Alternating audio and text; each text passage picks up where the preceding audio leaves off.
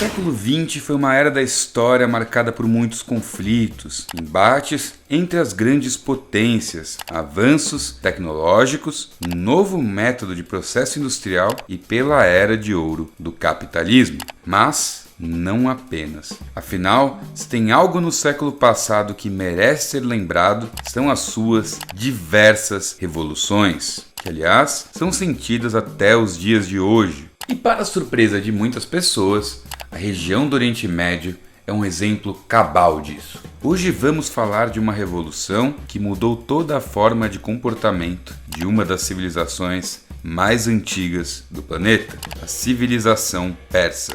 Chegou a hora de falarmos da Revolução Iraniana.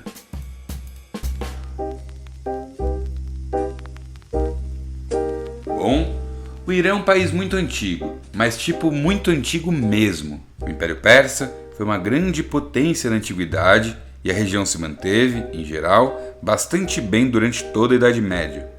A Idade Média tem mais de um marco para o seu fim, mas aquele que nos interessa é a queda de Constantinopla pelo Império Turco-Otomano em 1453. Isso é relevante, pois os turcos tomaram regiões que vão do leste e do sul da Europa ao norte da África, do Oriente Médio ao Sudeste Asiático. O Irã, antiga Pérsia, fica no coração do Oriente Médio, ou seja, integrou-se ao Império Turco. Muito bem.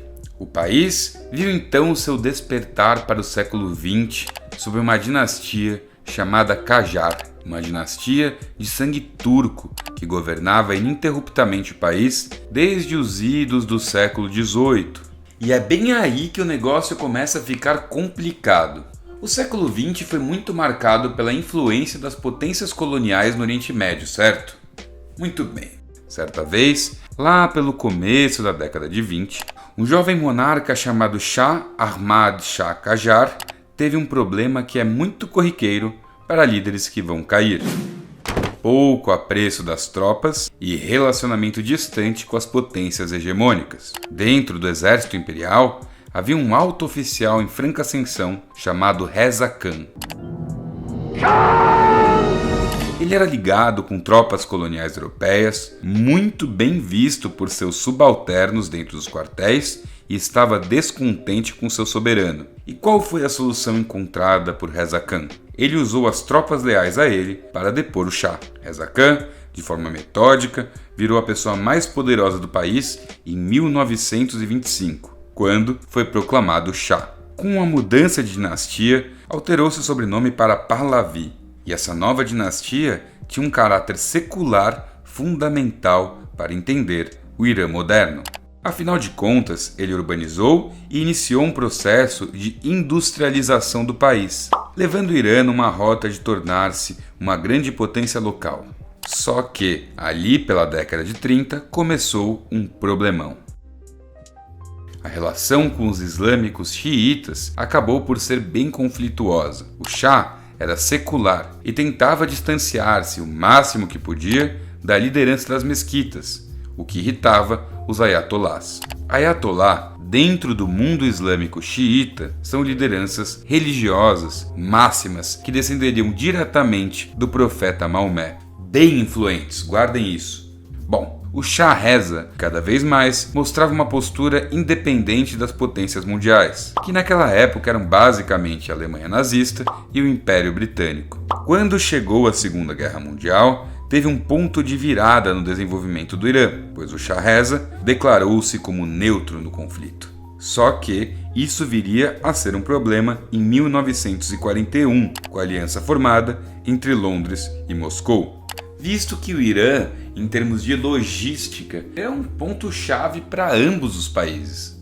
Então, Churchill exigiu do Shah um posicionamento definido e a expulsão imediata de cientistas alemães, que eram muitos e importantes para a modernização da indústria iraniana.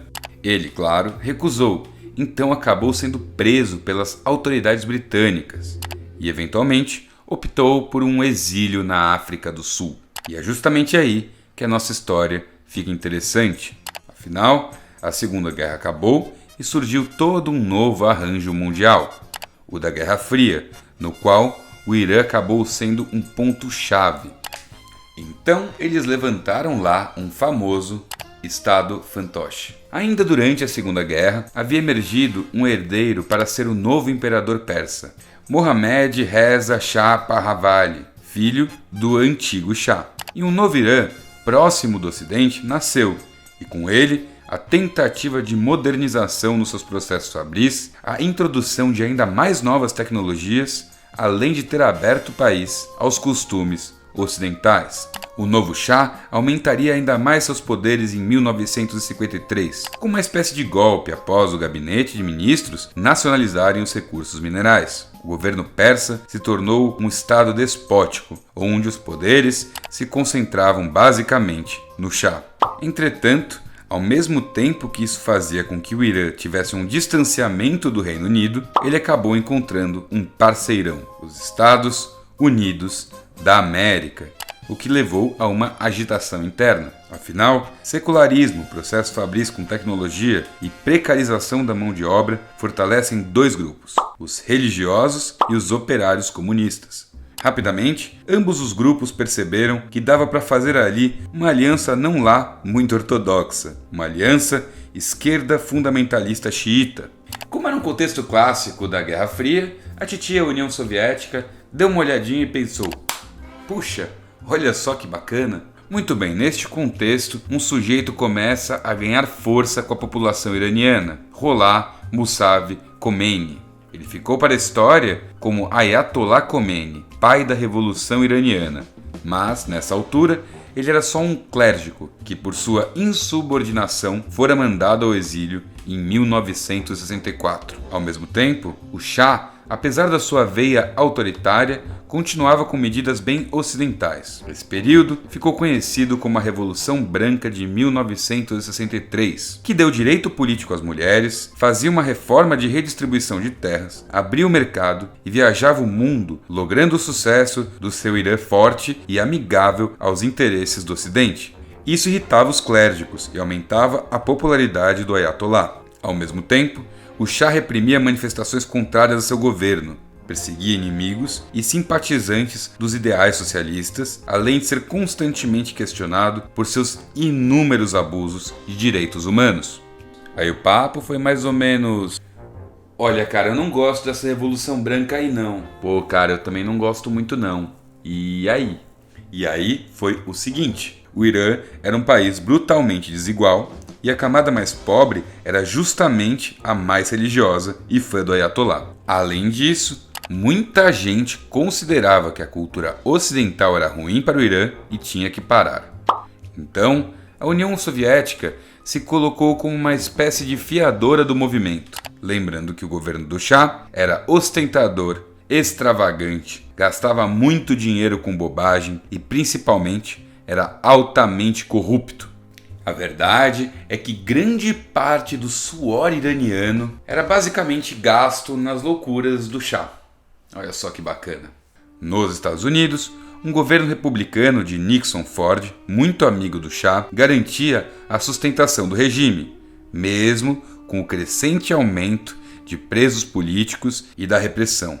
Até que, em 1977, uma figura-chave para entender a mudança de ventos para o Irã assume controle em Washington: Jimmy Carter. Jimmy Carter era um defensor intransigente dos direitos humanos. Durante o seu governo, começou uma série de pressões contra violações do Shah. Isso acabou sendo uma espécie de fogo amigo, pois as pessoas indispostas com o Shah não gostavam dos Estados Unidos e se ligaram que o governo começou a ficar fraco sem a mão de Washington. O Shah elegeu o Ayatollah como inimigo da nação, usando a imprensa para atacá-lo, mas, ao mesmo tempo, o Irã já começava a mergulhar numa crise econômica e política. No final de 1978, o governo do Shah declarou lei marcial. Como ele já estava meio desmoralizado, em 8 de setembro, milhões de pessoas foram às ruas. Em um dia horrível, que ficou conhecido como Sexta-feira Negra. O protesto religioso